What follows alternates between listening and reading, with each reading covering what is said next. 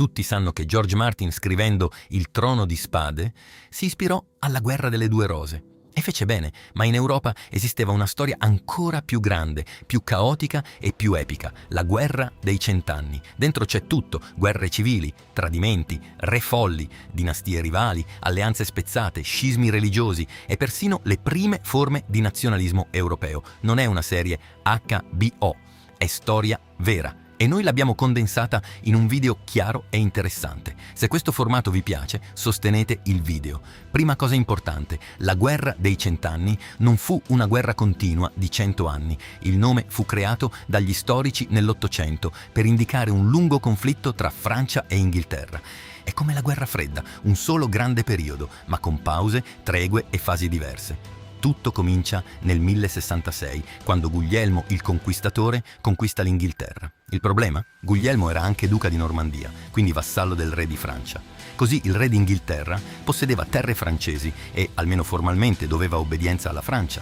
Ma nessuno sapeva bene come gestire una situazione simile. Per i francesi l'Inghilterra era un vassallo, per gli inglesi era una pretesa assurda. Anche quando i re inglesi prestavano omaggio al re francese, spesso ignoravano i loro obblighi. Nel 1154 la situazione peggiorò. Enrico II Plantageneto divenne re d'Inghilterra. Era anche conte d'Angiò e discendente di Guglielmo il Conquistatore. Poi sposò Eleonora d'Aquitania, erede di uno dei territori più ricchi di Francia. Così la corona inglese controllò una parte enorme del territorio francese, mentre il re di Francia governava direttamente quasi solo Parigi e dintorni.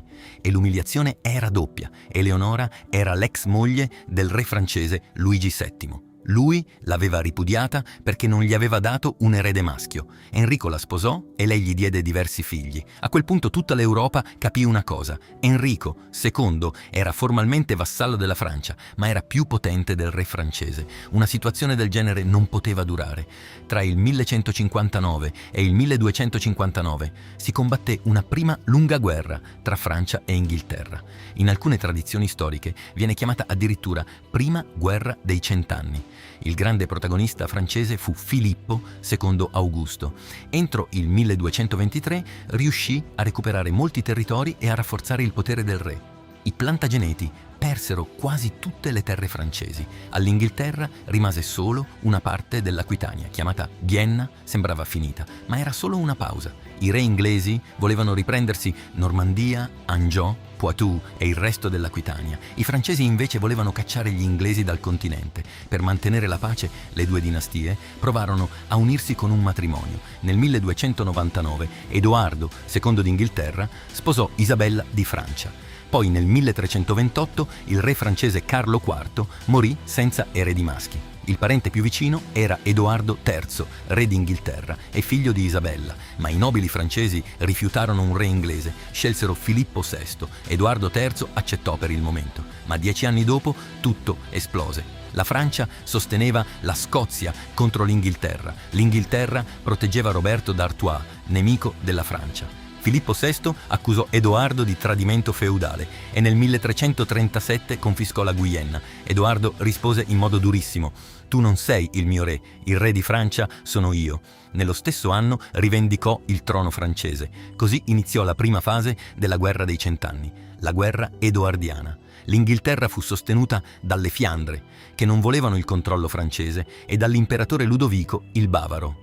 La Francia aveva dalla sua parte la Scozia e la flotta genovese, ma nel 1340, nella battaglia di Sluis, gli inglesi distrussero la flotta nemica. La via per invadere la Francia era aperta. Le campagne inglesi furono difficili, mancavano soldi, rifornimenti e alleati affidabili. Così usarono la tattica della chevauchée, rapide incursioni a cavallo, saccheggi, villaggi bruciati e terrore tra la popolazione. Era brutale, ma efficace. L'esercito viveva sulle terre nemiche e costava poco. In più, i contadini francesi vedevano che il loro re non riusciva a proteggerli e questo distruggeva la fiducia nella corona.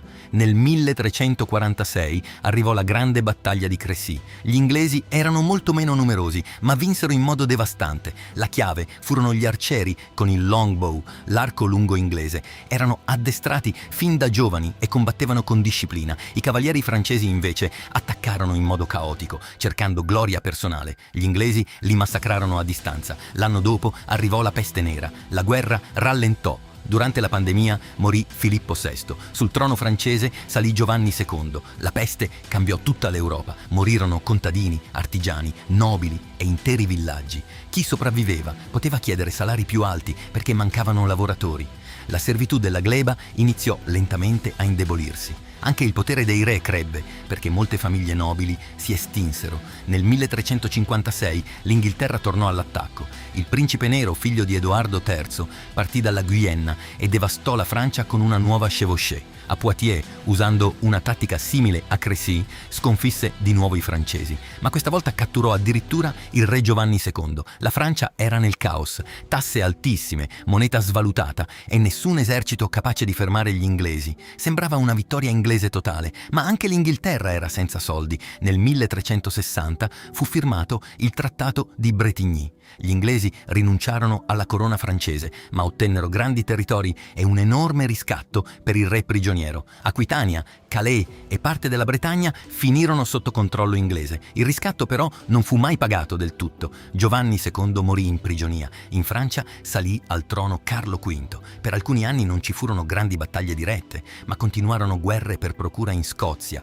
Bretagna e Castiglia. Francia e Inghilterra sostenevano fazioni opposte, proprio come in una guerra fredda medievale. Gli inglesi avevano anche alleati, Portogallo, Aragona e Navarra, ma in Spagna persero denaro, uomini e prestigio. Il principe nero si ammalò gravemente. Intanto Carlo V riorganizzò la Francia, riformò l'esercito e risollevò l'economia. Nel 1369 convocò il principe nero come suo vassallo. Lui non si presentò. Carlo V dichiarò i Plantageneti vassalli ribelli. Gli inglesi risposero, rivendicando di nuovo il trono francese. Cominciò la seconda fase, la guerra carolina. Se nella prima fase vinceva Edoardo III, ora il protagonista era Carlo V. Carlo V riconquistò rapidamente molti territori. Agli inglesi rimasero solo poche fortezze: Brest, Calais, Bordeaux e Bayonne. Poi la guerra rallentò.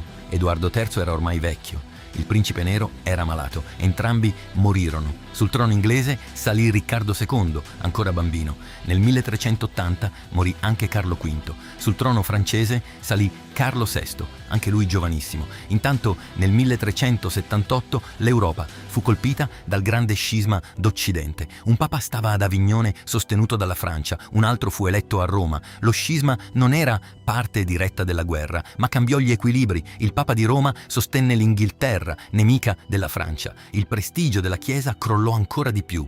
Dopo peste, guerre, fame e indulgenze, molti iniziarono a dubitare dell'autorità religiosa. In Inghilterra cresceva anche l'uso dell'inglese al posto del francese. Alcuni iniziarono a chiedere perché la Bibbia e le preghiere devono essere solo in latino, perché non tradurle nella lingua del popolo. Non era ancora la riforma, ma l'idea era già nell'aria. In Inghilterra scoppiò anche la rivolta di Wat Tyler, causata dalle tasse di guerra. Fu repressa, ma mostrò quanto il paese fosse stanco. Anche la Francia era esausta. Nel 1389 fu firmata una tregua con l'idea di preparare una pace vera. Ma la pace non arrivò mai. Entrambi i regni entrarono in crisi interna. In Inghilterra, Riccardo II divenne un re impopolare, autoritario, arrogante e ostile al Parlamento. Nel 1399 Riccardo colpì Enrico di Lancaster, confiscandogli le terre. Fu un errore fatale. Enrico era rispettato, aveva molti sostenitori ed era anche parente del re. Mentre Riccardo era in Irlanda, i sostenitori di Enrico si riunirono a Londra. Il Parlamento depose Riccardo II. Enrico salì al trono come Enrico IV Lancaster. Sapeva di dovere il potere anche al Parlamento. Per questo promise di rispettare le leggi inglesi. Fu anche il primo re, dai tempi di Guglielmo, il Conquistatore, a parlare al Parlamento in inglese. Da quel quel momento l'inglese iniziò a sostituire il francese come lingua dei re, ma Riccardo aveva ancora sostenitori. Enrico IV e poi suo figlio Enrico V dovettero affrontare rivolte e opposizioni. In Francia, intanto, la situazione era persino peggiore. Carlo VI soffriva di gravi crisi mentali, a volte credeva di essere fatto di vetro, altre volte non riconosceva nessuno, vedeva traditori ovunque e attaccava chi gli stava vicino. Per questo passò alla storia come Carlo il Folle. La diagnosi oggi è impossibile, forse schizofrenia, forse disturbo bipolare, forse avvelenamento. Il vero problema era chi governava la Francia. Carlo VI aveva momenti lucidi, ma le crisi diventavano sempre più frequenti. Così iniziò una lotta per la reggenza. Da una parte c'erano gli Armagnacchi, legati alla casa d'Orléans, dall'altra i Borgognoni, guidati dai duchi di Borgogna. All'inizio fu una guerra fredda, fatta di intrighi. Poi i Borgognoni fecero assassinare Luigi d'Orléans. Da lì iniziò una vera guerra civile. I Borgognoni erano pronti ad allearsi con gli inglesi pur di battere gli Armagnacchi. Gli Armagnacchi invece difendevano la linea anti-inglese. Con loro c'era il futuro Carlo VII. Nel 1415 Enrico V d'Inghilterra aveva bisogno di gloria e legittimità.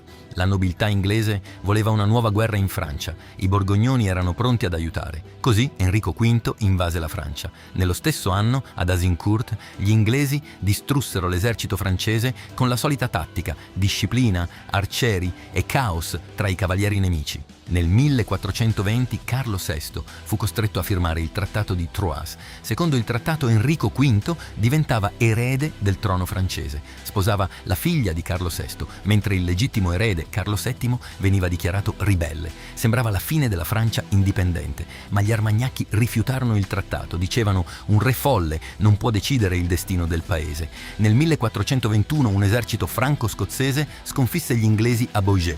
Poi Enrico V morì pochi mesi prima di Carlo VI. Il suo erede era solo un neonato. La guerra continuò. La svolta arrivò nel 1428.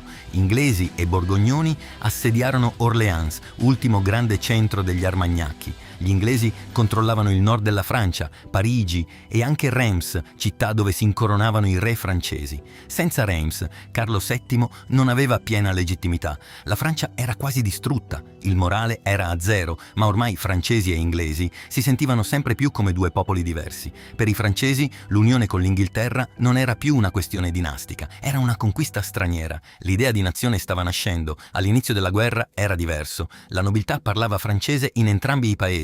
Ai soldati spesso importava solo saccheggiare, ma nel XV secolo qualcosa cambiò.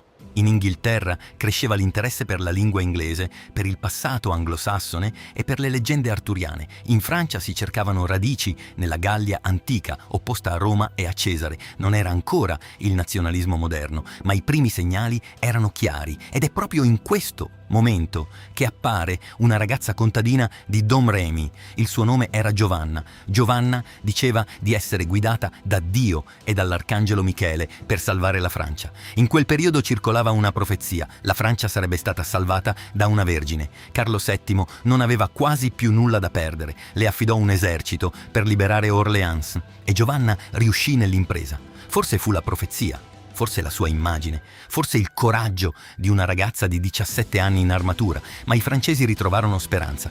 Orléans fu liberata. Nel 1429 fu presa Reims e Carlo VII venne incoronato. Gli inglesi incoronarono il piccolo Enrico VI a Parigi, ma per i francesi non valeva quanto Reims. Nel 1431 Giovanna d'Arco fu catturata dai borgognoni, consegnata agli inglesi e bruciata come eretica.